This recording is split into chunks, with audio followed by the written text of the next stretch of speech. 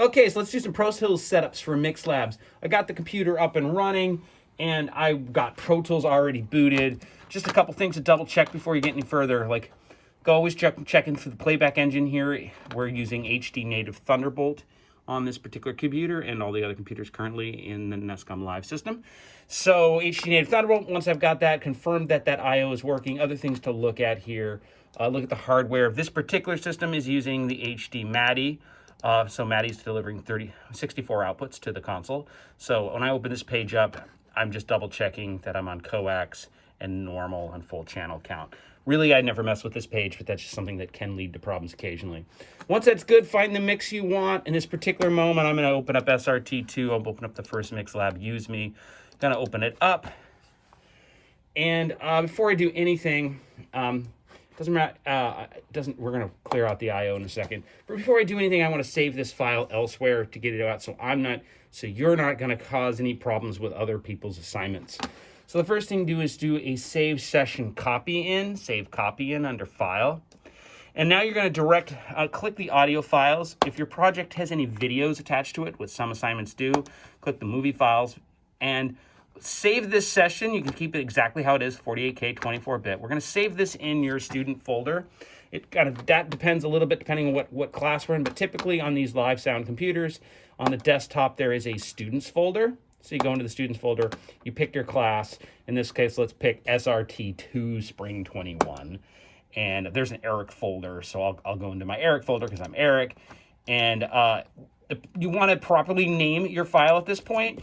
Naming file, the process at Nescom is usually this. You're going to name it assignment name first, so it's like Mix Lab 1. Sorry, Mix Lab 1 dot your last name, first name, Ferguson, Eric. What I really want to see is the assignment name first. That's really the critical thing. So it's very easy for me to find. And this same strategy we're going to use for naming all files and scenes and stuff on consoles too. So I save it. Now, you got to close your file. You got to close your file. You got to close your file because you're not working on the file you just made. You're working on the file that was in the class folder. Did I mention that? All these computers have a class projects folder or something similarly named. That's where you find your class mixes. For example, here's all the mix labs for all the different classes. That's what I opened from. But of course, I just saved a copy in the students folder, and I went in there and I got to find the right semester. It was SRT2 Spring 21, even though this class has come and gone 6 months ago. That's where I saved it. And here's what I just saved, Mix Lab 1, Ferguson, Eric. So I'm going to open that up. So I'm opening up Pro Tools now. We've already confirmed that the hardware is working, but we want to make sure our I/O is good.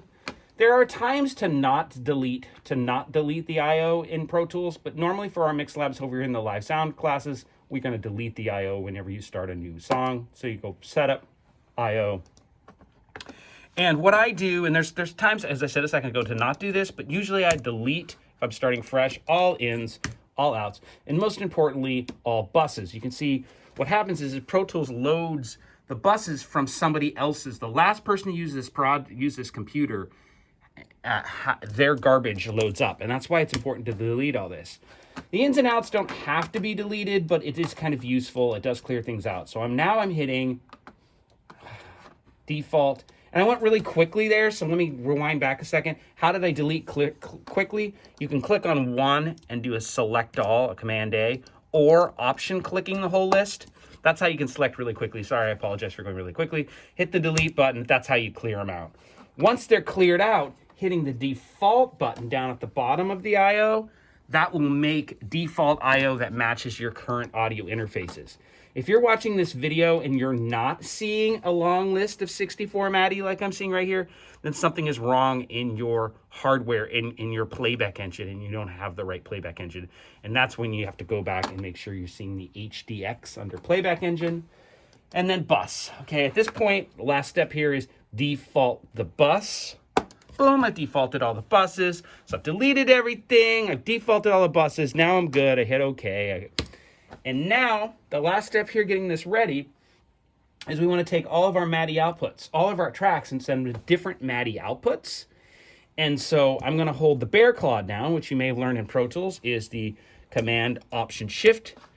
And I'm going to select the first output. In order to do this, this is always something that people forget. First, before you do the bear claw, hold Option down and click on one track, which selects them all. See how they're all white? Now when you do the bear claw, Command, Option, Shift. When you do the first track to MIDI output 1, it will sequentially do all of them for you so you don't have to do independent. Now, one catch here, some sessions will have stereo tracks in it. I try to avoid this over here in live sound, but maybe you'll have a stereo track. Let me show you what happens here. If I create really quickly a stereo track, you don't need to know how to do this, but, oops, sorry, I did that all wrong. If I make a stereo track here, this is a stereo track down the end. If I were to do the bear claw right now, that stereo track would become a mono output. See, it's going 15, 16. So you've lost the stereo information. Believe it's summing the two channels together, and that's terrible. You don't want to do that. So if you do encounter a stereo track and you need to keep your eyes open for these stereo meters as opposed to mono meters, the trick there is to make it stereos to split this track. So that's track up here. I don't know if you can just come up here. Split to mono. And when you do that, now we have two mono outputs of that track. You can go back and delete the stereo one. I'm going to right click on it and delete the original stereo. Where's delete? There it is. Now I've got the stereo track split out. Now I can go back to what I did a moment ago. Select all by clicking on one track with Option pressed. And now do the bear claw, Command, Option, Shift. And now if I sequentially put everything out of different outputs, now all of them across the board, including the stereo split tracks, are coming out of outputs. Cool. I know I have other videos that show this whole thing, but this is just one more video to show how you prepare a Pro Tools session to go out to one of our consoles so you can do your mix lab. Cool. Saving, I/O deletion, hardware preferences, and of course, routing your tracks. Goodbye.